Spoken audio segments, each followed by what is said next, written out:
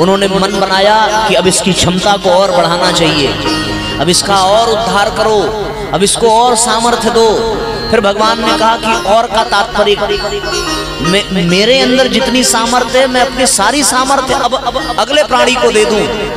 और फिर भगवान ने प्रसन्न होकर के कोई मनुष्य नाम के प्राणी को बनाया और फिर उस मनुष्य के प्राणी को बनाने के पश्चात भगवान ने उसे इतना सामर्थ्यवान, इतना श्रेष्ठ बनाया कि भगवान ने अपनी ही सारी शक्ति, अपनी ही सारी विभूतियां, अपनी ही सारी उपलब्धियां, अपनी ही सारी सिद्धियां उस मनुष्य को प्रदान की और मनुष्य को बिल्कुल अपने जैसा बनाया, प्रसन्न होकर के। बोले वृक्ष रूप में तुमने सेवा की पर एक ही जगह पे कर पाए, कीड़े मकोड़ों के रूप में कुछ दूर चल करके तुम कर पाए, पक्षियों के रूप में थोड़ी और उड़ान भरी तुमने, पशुओं के रूप में तुम और अधिक काम कर पाए और अब मैं तुम्हें सर्वश्रेष्ठ प्राणी बनाता हूँ और मनुष्य ही बना करके भेजता हूँ। अब तुम दुनिया में और जाकर के समाज कल्याण करो और सबकी सेवा करो। वृक्षों में होती एक कला, दो होती कीट आदिकों में, पक्षी दल में है तीन कला, होती है चार चौपालों में, 5 से लेकर 8 कला मानव दल में आती है, 8 से ऊपर जो होती अवतार वही कहलाती है। भगवान ने मनुष्य को 5 से लेकर के 8 कलाएं प्रदान की। इन कलाओं का तात्पर्य गुण से है, इन कलाओं का तात्पर्य विशेषता से है, प्रमुखता से है, महत्ता से है, उसी को कला कहते हैं। वृक्षों में केवल एक कला थी तो भी वृक्षों ने अपनी उसी कला से समाज का कल्याण किया। कीड़े मकोड़ों में 2 कला थी, उस 2 कला से ही उसने समाज का कल्याण किया। पक्षी दल में 3 कला आई तो उन 3 कलाओं से ही पक्षियों ने समाज का कल्याण किया। पशुओं में 4 कला थी तो भगवान की आज्ञा से उन पशुओं ने भी अपनी कलाओं का नियोजन समाज के कल्याण में, समाज के हित में किया। फिर 5 से लेकर 8 कला मानव दल में आती है। 5 से लेकर 8 कला, 5वां हो गया नर पशु, 6वां हो गया नर पिशाच, 7वां हो गया नर, और नर में भी 8वां हो गया कोई महा मानव, और 8 से ऊपर जो हुआ वही अवतार कहलाती है। फिर वो महामानव से भी ऊपर ऋषि स्तर की चेतना, देव मानव स्तर की चेतना, स्वयं भगवान स्तर की चेतना, वो सब अवतार की श्रेणी में आते हैं। पर 5 से लेकर के 8 कला तक मनुष्य की श्रेणी है और भगवान ने मनुष्यों को बना करके ये कहा कि तुम अब समाज की सेवा में लग जाओ, क्योंकि तुम्हारी अब क्षमता बहुत बढ़ गई है। मनुष्यों की इतनी क्षमता भगवान ने बढ़ा दी कि भगवान ने मनुष्यों को वो प्रतिभा दी कि वो पक्षी की भांति उड़ नहीं सकते पर हवाई जहाज बना सकते हैं। वो पशुओं की भांति ताकतवर नहीं है, वो हाथी जितनी शक्ति नहीं प्राप्त कर सकते पर हाथी से भी अधिक बलशाली वो क्रेन बना सकते हैं उस सामान को उठाने के लिए। वो मछलियों के तरीके से समुद्र में तैर नहीं सकते पर वो पनडुब्बी बना सकते हैं। मनुष्य के लिए कोई भी कार्य असंभव नहीं है, बल्कि मनुष्य को भगवान ने इतनी प्रतिभा, इतनी क्षमता, इतनी योग्यता दी कि भगवान के द्वारा दिए गए योग्यता से मनुष्य देवताओं को भी अपने वश में कर चुका है। अब देवता मनुष्य के अधीन हैं। मानते हो आप इस बात को? नहीं, देवता मनुष्य के अधीन है। इस समय पवन देवता हमारे इशारे पे चल रहे हैं। देखो, एक बटन दबाया पवन देवता विवश हो जाते हैं हवा देने के लिए। एक स्विच घुमाइए जल देवता प्रकट हो जाएंगे। उनको हिम्मत ही नहीं है कि ना हो। अगर नहीं प्रकट हुए तो छैनी हथौड़ी लेकर के इंसान दुरुस्त कर देगा। बेचारे अपनी लाज बचाने के लिए प्रकट हो जाते हैं। अग्नि देवता को हम जब चाहें तब अपने बीच में प्रकट कर लें। बड़े बड़े ऋषि बड़ी बड़ी साधना करके बड़े बड़े मंत्रों का उच्चारण करने के बाद प्रकट कर पाते थे। हमको 2 रुपए खर्च करना, एक माचिस खरीद के ले आओ, तीली लगाओ, देखो अग्नि देवता कहां जाएंगे। सुना था भैया कि रावण रसोई अपनी अग्नि देवता से करवाता था, घर में झाड़ू वायु देवता से लगवाता था। पर आज हम लोग भी रावण से कम क्षमतावान नहीं है, जो चाहे सो कर सकते हैं। हम जब चाहें तब बरसात कर सकते हैं भाई। वरुण देवता को हमने वश में कर लिया। किसी के भी बाथरूम में चले जाओ, ऊपर लगा हुआ शावर इस बात को प्रमाणित करता है कि हम जब चाहें तब वर्षा कर सकते हैं। हम गर्मियों में भी सर्दी का मजा ले सकते हैं, हम सर्दी में भी गर्मी का मजा ले सकते हैं। ये सब किसकी वजह से है? ये उसकी वजह से है जिसको भगवान ने इतनी योग्यता दी, इतनी क्षमता दी। भगवान ने कहा कि इसके पीछे की जितनी योनियां हैं उन सबकी कलाओं को तुम्हारे भीतर डाल देता हूं। पक्षियों के भी सारे गुण, पशुओं के भी सारे गुण, सब विशेषताएं भगवान ने मनुष्य में डाल करके एक ऐसा प्रोडक्ट तैयार किया जिसमें कोई डिफेक्ट हो ही नहीं सकता। नंबर 1 की चीज भगवान ने बनाई। भगवान बना करके बिल्कुल अपने शेष सैया पर विराजमान हुए। माता लक्ष्मी से उन्होंने कहा कि देवी अब चिंता की कोई बात नहीं है, अब तो हम चैन की नींद सोएंगे, बड़ा आनंद आएगा, क्योंकि अब दुनिया में मेरे जैसा ही कोई पैदा हो गया है। और मुझे पूरा विश्वास है इस जीवात्मा ने वृक्ष के रूप में जब इतनी सेवा की, कीड़े मकोड़ों के रूप में इतनी सेवा की, पक्षियों के रूप में इतनी सेवा की, पशुओं के रूप में इतनी सेवा की, अब तो ये बिल्कुल मेरे जैसा है। अब तो ये नई दुनिया बनाएगा और मेरा गर्व से सिर ऊंचा हो जाएगा। अब मैं विश्राम करूंगा, अब चिंता की कोई बात नहीं है। माता लक्ष्मी मुस्कुराई, प्रभु आप लेटिए, हम आपके चरण दबाएंगे, आप प्रसन्न हैं, हमें भी बड़ी प्रसन्नता हो रही है।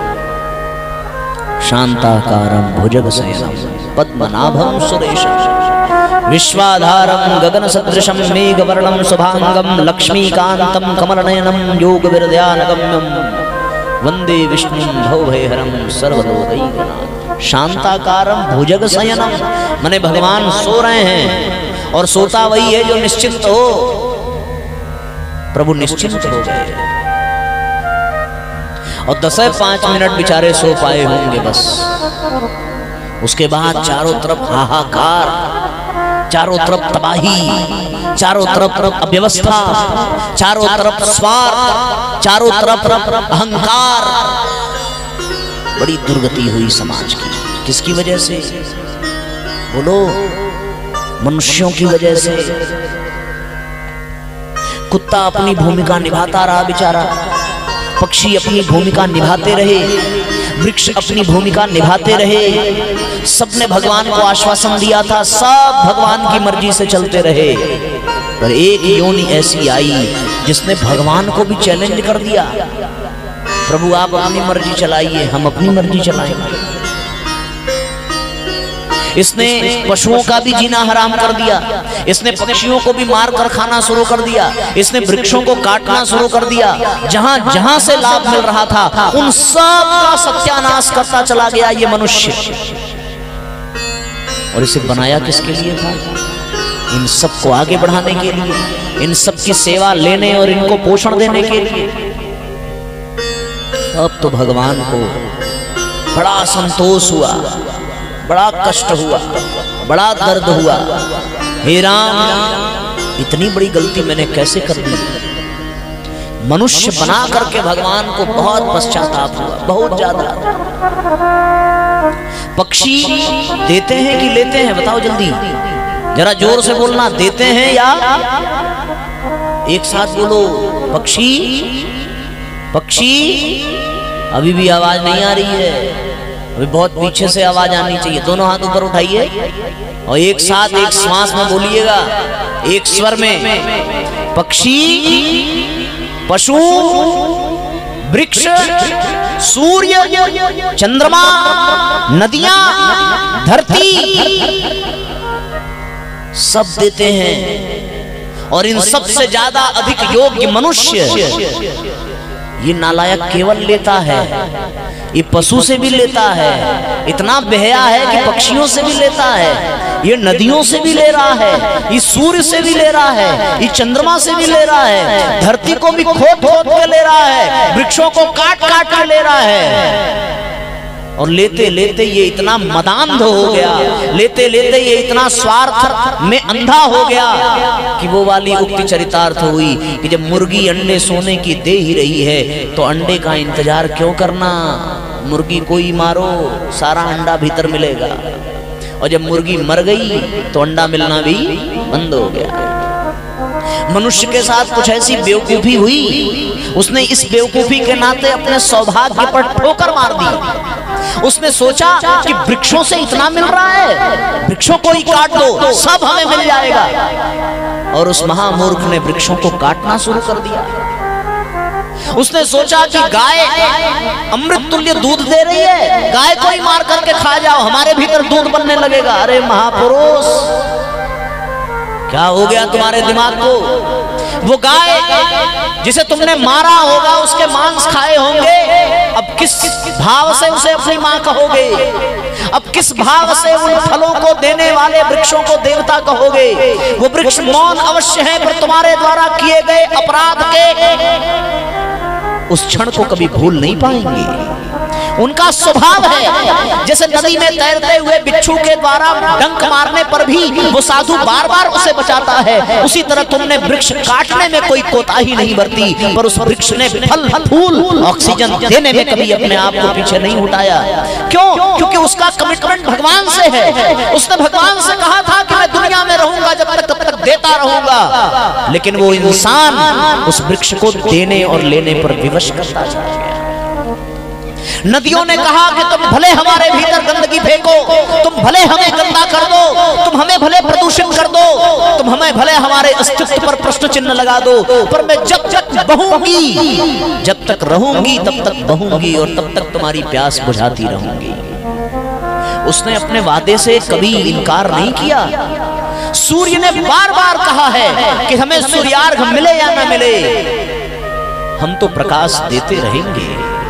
उन पशुओं ने कहा कि तुम चाहे कितने कोड़े मारो, चाहे कितने अपमानित करो, चाहे भोजन दो या ना दो, पर हम तुम्हारी सेवा में निरंतर लगे रहेंगे। उन पक्षियों ने कहा हमें मार कर खाने वाले ऐ मनुष्यों, शर्म आनी चाहिए तुम्हें अपने कुप्रवृत्तियों पर मैं तुम्हें वचन देती हूँ कि तुम कितनी भी हमारी हत्या करते रहो, हम इस संसार में जब तक हैं तब तक समाज की सेवा में लगे रहेंगे।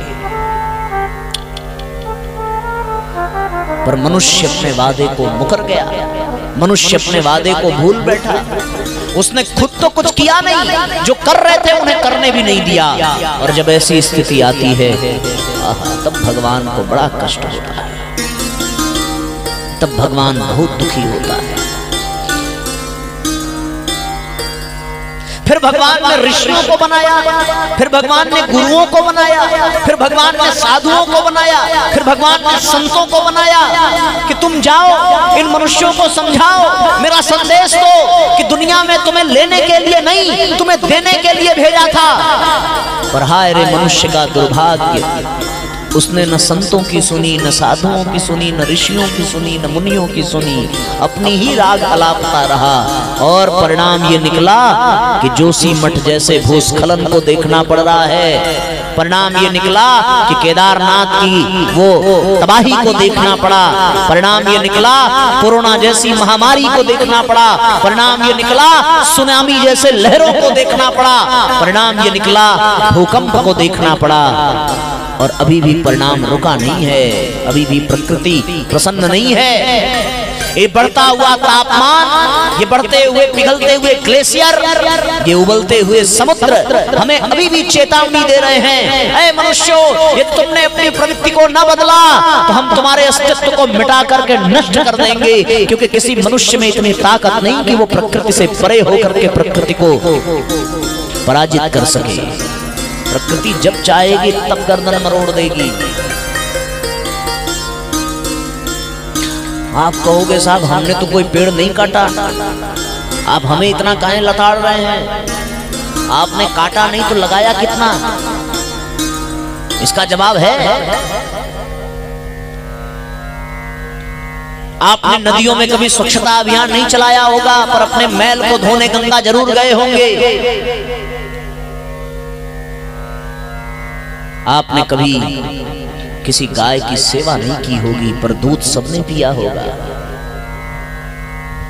आपने ऑक्सीजन लिया और बदले में जहर ही उगला है। तो भगवान बहुत दुखी हुआ, बहुत। नदियां न पिए अपना जल, वृक्ष न खाए अपना फल।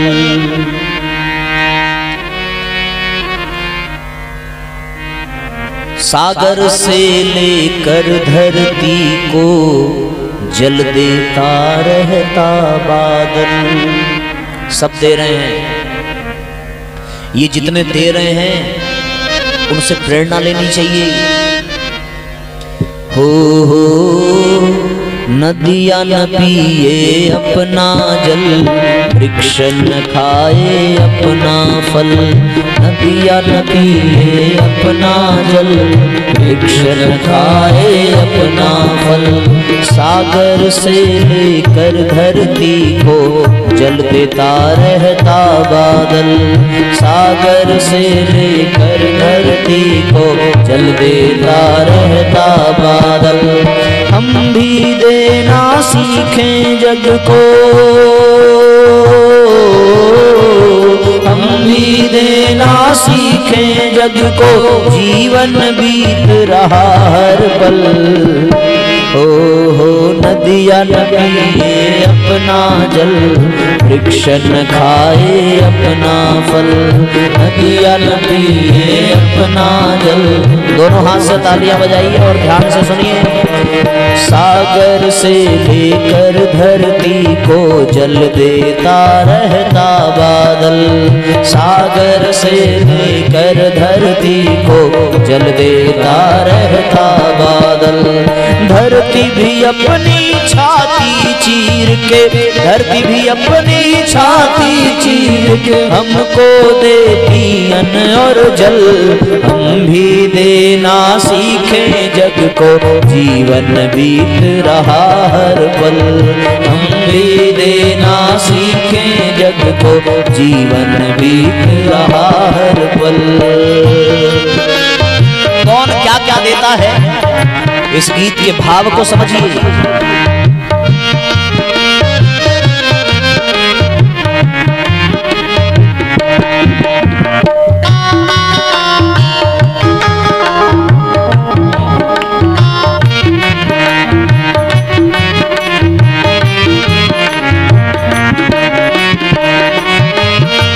सूरज हमें प्रकाश है देता, चंदा शीतलता देता।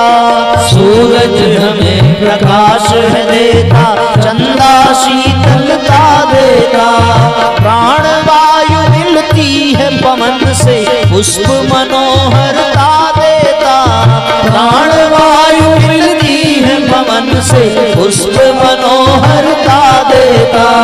पलने वाले पशु भी देकर, पलने वाले पशु भी देकर करते हैं निज जन्म सफल। हम भी देना सीखें जग को, जीवन बीत रहा हर पल। हम भी देना सीखें जग को, जीवन बीत रहा हर पल।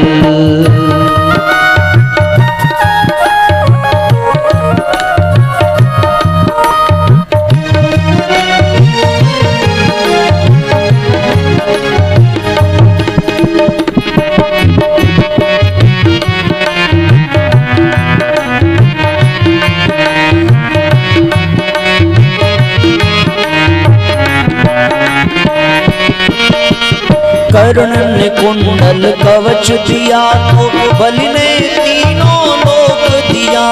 कर्ण ने कुंडल कवच दिया तो बलि ने तीनों लोक दिया। ऋषि दधीच ने देवों के हित निज तन का बलिदान किया। ऋषि दधीच ने देवों के हित निज तन का बलिदान किया। हरिश्चंद्र ने सत्य की रक्षा, हरिश्चंद्र ने सत्य की रक्षा हेतु किया सर्वस अर्पण। हम भी देना सीखे जग को जीवन बीत रहा हर पल। हम भी देना सीखे जग को जीवन बीत रहा हर पल।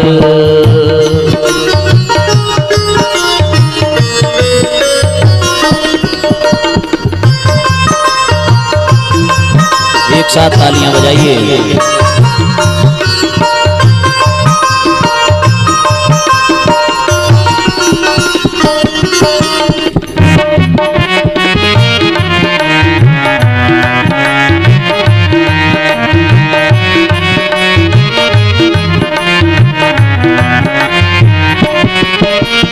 देने वाला देव कहा था अतः सभी जन देव बने। देने वाला देव कहा था अतः सभी जन देव बने। कुछ भी नहीं दे सकते यदि तो एक मधुर मुस्कान ही दें। कुछ भी नहीं दे सकते यदि तो एक मधुर मुस्कान ही दें। उसी मधुर मुस्कान से ही शिशु, उसी मधुर मुस्कान से ही शिशु राज करे सबके दिल पर। हम भी देना सीखे जग को जीवन बीत रहा हर पल। हम भी देना, दोनों हाथ ऊपर उठाइए। अरे ताली तो बजा सकते हो भैया। हम भी देना सीखे जग को जीवन बीत रहा हर पल।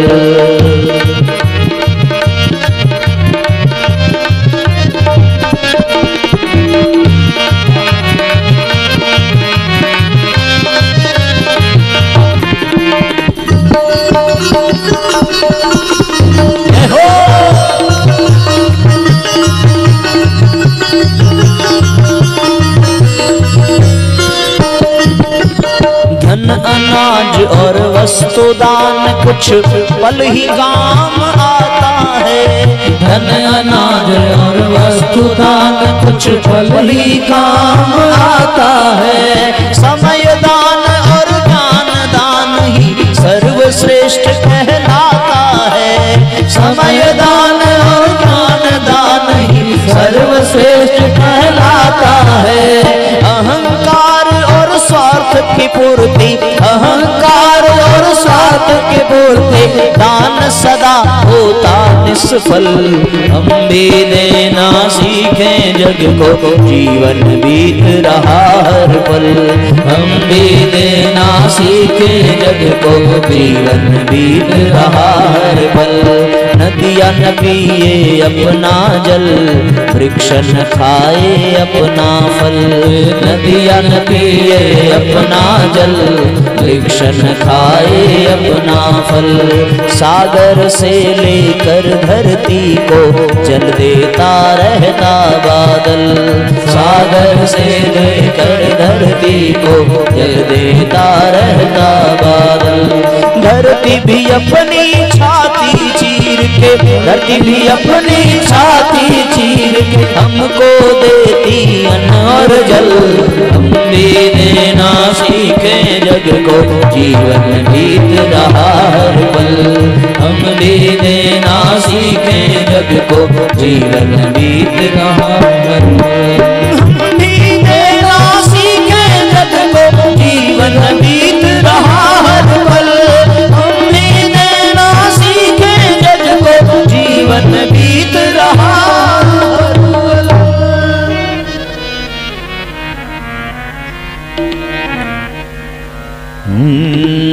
हम भी देना सीखें जग को जीवन बीत रहा हर पल।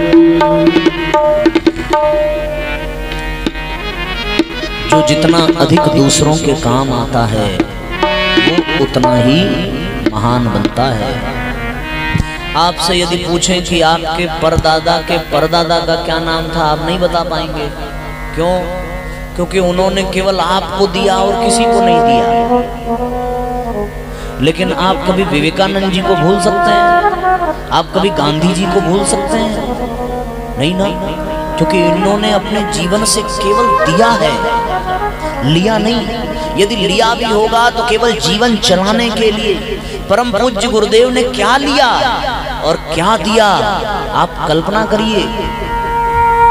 उन्होंने जो किया है उसका मूल्य नहीं दिया जा सकता। ये महात्मा, ये परमात्मा, ये इसलिए पूजनीय हैं क्योंकि ये केवल देते हैं, लेते नहीं हैं। और इनकी एक और विशेषता है, मनुष्य जब देगा तो देगा इतना, पर बखान करेगा इतना। पर जो महान आत्माएं होती हैं वो अपना काम करके चली जाती हैं, किसी को पता नहीं चलता। भगवान देता है पर बताता नहीं है,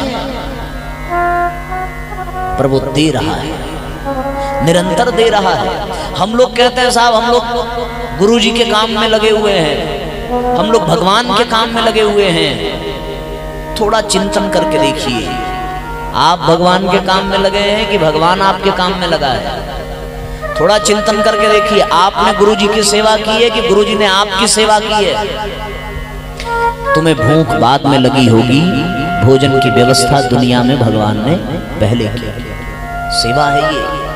तुम्हें प्यास बाद में लगी होगी, पर जल की व्यवस्था परमात्मा ने पहले की। तो हम भगवान का काम नहीं कर रहे, भगवान हमारा काम कर रहा है। हम गुरुजी का काम नहीं कर रहे, गुरुजी हमारा कर रहे हैं। कुछ फर्ज नहीं अपना, बस कर्ज चुकाते हैं। ऐसा भाव लेकर के करो। हम तो भगवान को मुंह दिखाने के लायक भी नहीं है, सच्चाई ये है। और सीधी सी बात है, जो देता है उसको दुनिया पूजा करती है, जो लेता है उसकी पूजा दुनिया नहीं करती। जो अपने सारे घर बार परिवार नाते रिश्तेदार को छोड़ देता है, जिसके पास कुछ भी नहीं है एक कपड़े के सिवा, अगले वक्त की रोटी भी उसके पास नहीं है, भिक्षा मांग करके खा रहा है, पर उसको हम लोग स्वामी जी कह करके पुकारते हैं। स्वामी जी मतलब मालिक, वो स्वामी बन जाता है जो देता है, वो भगवान बन जाता है जो देता है। भगवान भी दुनिया में आए तो लेने नहीं आए, केवल देने आए हैं। इसलिए हम सबको देने आना चाहिए। और यदि इस दृष्टि से विचार करें तो सीधी सी बात है कि हम भगवान को मुंह दिखाने के लायक नहीं है, हम गुरुजी को मुंह दिखाने के लायक नहीं है, हम उनके सामने खड़े होने के लायक नहीं है। क्योंकि जितना उन्होंने किया है उसका छटांग भर भी हमने नहीं किया है उनके लिए, कर ही नहीं सकते। क्योंकि जिससे करेंगे वो भी उन्हीं का दिया हुआ है। तेरा तुझको अर्पण ही कर सकते हैं, कोई एहसान नहीं कर सकते। और ये तेरा तुझको अर्पण का जो भाव है, यदि वास्तव में ये जगे तो यही समर्पण कहलाता है। हम लोगों ने शुरुआत कहां से की थी? अर्पण, तर्पण, समर्पण से। पितृ ऋण चुकाने के लिए तर्पण, समाज का ऋण चुकाने के लिए अर्पण। इतनी देर जितनी चर्चा चली वो अर्पण की व्याख्या थी कि समाज का प्रत्येक घटक दे रहा है, चाहे वो सूर्य हो, चाहे वो धरती हो, चाहे वो चंद्रमा हो। जिन जिन लोगों ने दिया उनकी पूजा हुई, उनको दुनिया कभी भूल नहीं सकती।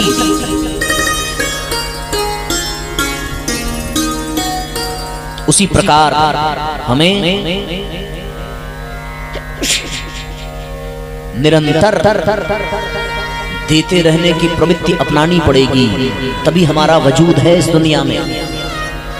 और हम लोग क्या करते हैं? हम लोग केवल मांगते रहते हैं। हमारी स्थिति भिखमंगों से भी बदतर है।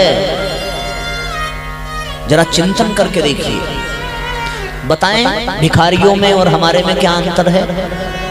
भिखारी मंदिर की सीढ़ी पे मांगता है और हम मंदिर के अंदर मांगते हैं, यही अंतर है। भिखारी फटे कपड़े में मांगता है, हम लोग सूट बूट वाले भिखारी हैं, एकदम बन ठन करके जाएंगे मांगने। आप किसी मांगने वाले को देखो, जो जितना ज्यादा मांगता है वो उतना ही बंटन करके आता है, ये दिखाने के लिए कि मैं भिखारी नहीं हूं, पर काम वो भिखारी का करता है। कोई बेटे का रिश्ता लेकर के किसी बेटी वाले के यहां जाए, फिर उसका फटा हुआ मुंह देखो, एकदम सच समर करके पूरी बारात लेकर के जाएगा। 10-20 हजार कम मिला तो उसकी नानी मर जाती है, वो अपनी औकात पे आ जाता है। उसकी सच्ची औकात यही है कि वो भिखारी है। देखने में भले तुम्हारी बेटी का ससुर हो, देखने में भले तुम्हारी बेटी का पति हो, पर वास्तविकता ये है भैया कि उसकी असली औकात उसकी यही है कि वो भिखारी है। और तुमने अपनी बेटी का विवाह किसी भिखारी के यहाँ कर दिया, इससे तुम्हारे भी यश को, तुम्हारी भी कीर्ति को कलंक लगेगा। ऐसे मांगने वाले लोग, उनके घर तो रिश्ता ही नहीं करना चाहिए। भगवान से कामना करो, और आज से हो सके तो एक माला और बढ़ा देना कि जो लोग अपने बेटे की शादी में मांगे, भगवान करे उनका बेटा रड़ुआ ही मर जाए। सत्य कह रहा हूं, वो बेटियां मायके में रहेंगी तो अपने माँ बाप का गौरव बढ़ाएंगी, पर वो ससुराल में जाकर के अपनी प्रतिभा को नष्ट कर देती हैं उन भिखमंगों के चक्कर में। इनकी औकात यही होती है। कितनी भी दहेज प्रथा के नारे लगा लो, कितने भी कुरीति उन्मूलन की रैली निकाल लो, पर ये बदलने वाले नहीं हैं। ये तब बदलेंगे जब ये बेटी देंगे, लेकिन जब बहू लानी होगी तो ये फिर अपनी औकात पे आ जाएंगे। सच्चाई यही है, हमारे समाज का ये काला सच है। गुरुदेव इसको बनाते बनाते शरीर छोड़कर चले गए, पर आज तक ये दहेज का दानव रुका नहीं। इनने न जाने कितने परिवार को बर्बाद कर दिया, इसने न जाने कितनी बेटियों को जिंदा जला करके मार डाला। इतने बड़े भिखारियों की यहाँ पे परंपराएं चल रही हैं, और हम लोग उन्हीं भिखारियों में से हैं। कहा ना, वो मंदिर का भिखारी भीतर नहीं जाता मांगने। और एक और बात बता दूं, जो सीढ़ियों पर बैठ करके मांग रहा है वो 5 रुपए में भी आपको दुआ देता है, और भगवान से आपने 5 लाख की चीज भी मांग ली, फिर भी आपकी मांग खत्म नहीं होती। हमसे तो अच्छा वो भिखारी है भैया, 5 रुपया पाकर भी 5 लाख की दुआ देता है कि बाबा कल्याण हो तुम्हारा। पर हमने तो एक मांगी पूरा हुआ, फिर मांगा, फिर मांगा, फिर मांगा, फिर मांगा, मांगते मांगते मर गए। न कभी इच्छाएं पूरी हुई, न कभी समाप्त हुई। ये चाहत बढ़ती ही गई, भगवान ने जितना पूरा किया, फिर भगवान भी हाथ जोड़ लेता है कि भैया मेरे बस की बात नहीं है तुझे देने की, तू मांगता ही फिरेगा। अरे बछड़े को अपनी माँ से दूध मांगने की जरूरत नहीं पड़ती। माँ जब अपने बछड़े को देखती है वो गाय, तो उसके थनों से दूध झरने लगता है। कोई माता जब अपने छोटे से नन्हे से बच्चे को देखती है तो उसके स्तनों में दूध बहने लगता है। वो मांगता नहीं है, बल्कि वो माँ खुद कहती है कि बेटा थोड़ा और पी ले, थोड़ा और खा ले। हम भगवान के बेटे, भगवान की बेटी होने के बाद मांग करके भगवान के आत्मसम्मान को ठेस पहुंचाते हैं। यदि हमने उन्हें अपना माना होता तो वो जबरदस्ती हमें देते, हम संभाल ना पाते, पर हमने मांग करके अपनी किस्मत को ठोकर मारी है। सच्चाई ये है, हमने केवल मांगा है और मांग करके अपने सौभाग्य को ठोकर मारी है। भगवान ने हमें इसलिए मनुष्य नहीं बनाया कि हम मांगते फिरें, भगवान ने हमें इसलिए मनुष्य बनाया कि हम देते फिरें। इससे अच्छे तो वृक्ष हैं, इससे अच्छे वो कीड़े मकोड़े हैं, इससे अच्छे वो पशु पक्षी हैं जिन्होंने कभी मांगा नहीं भगवान से। उन्होंने ये नहीं कहा होगा कि भगवान बरसात हो रही है मेरे ऊपर एक छाता लगा दीजिए। वो वृक्ष भीगते रहे, और उस भीगते हुए भी उन्होंने समाज को सेवा की है। खुद भीग करके दूसरे को बरसात से बचाया होगा उन्होंने। कल्पना करके देखो, हम तो उससे भी गए गुजरे गिरे स्तर के हैं, हमें तो इंसान कहलाने का अधिकार भी नहीं होना चाहिए। मैं सत्य कहता हूँ, वो वृक्ष रास्ते से गुजरते हुए जब हमें देखते होंगे तो हम पर हंसते होंगे। वो पशु पक्षी जब हमें देखते होंगे तो हम पर व्यंग करते होंगे कि आ गया ये इंसान जो हमें मार करके खाता है और हमसे खुद को श्रेष्ठ बताता है। इससे तो श्रेष्ठ हम हैं।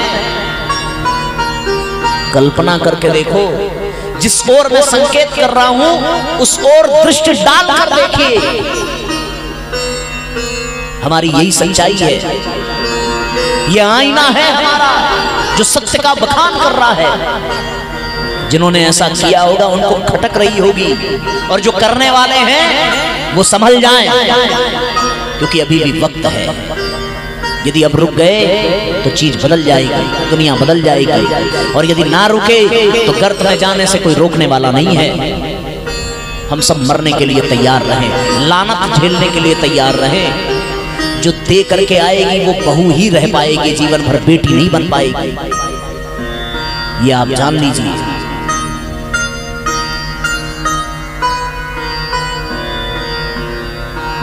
इसलिए भैया जीवन में हमें देना सीखना चाहिए। भगवान से मांगने की आवश्यकता नहीं है, देना सीखो। एक आदमी एम्स में जाकर के भर्ती हुआ, और भर्ती होने के पश्चात 3 दिन वेंटिलेटर पे रहा। 3 दिन के बाद जब वो ठीक हुआ, उसे होश आया, तो डॉक्टर ने कहा कि आपका अभी तक का इतना बिल बना है। बिल देखने के बाद वो फूट फूट करके रोने लगा। डॉक्टर ने कहा कि सेठ जी आपके पास तो पैसे बहुत हैं, फिर आप क्यों रो रहे हैं? बोले इसलिए रो रहा हूं कि तुमने 3 दिन ऑक्सीजन पे रखा और इतना बड़ा बिल पकड़ा दिया। जब से जन्म लिया है मैंने, तब से आज तक ऑक्सीजन जिसने दिया है उसने बदले में कभी 1 रुपया नहीं मांगा है। यदि उसने अपना हिसाब लगा लिया तो हम तो फिर भिखारी भी नहीं रह पाएंगे। हमें अपने अंगों को काट करके देना पड़ेगा जितना भगवान ने दिया है।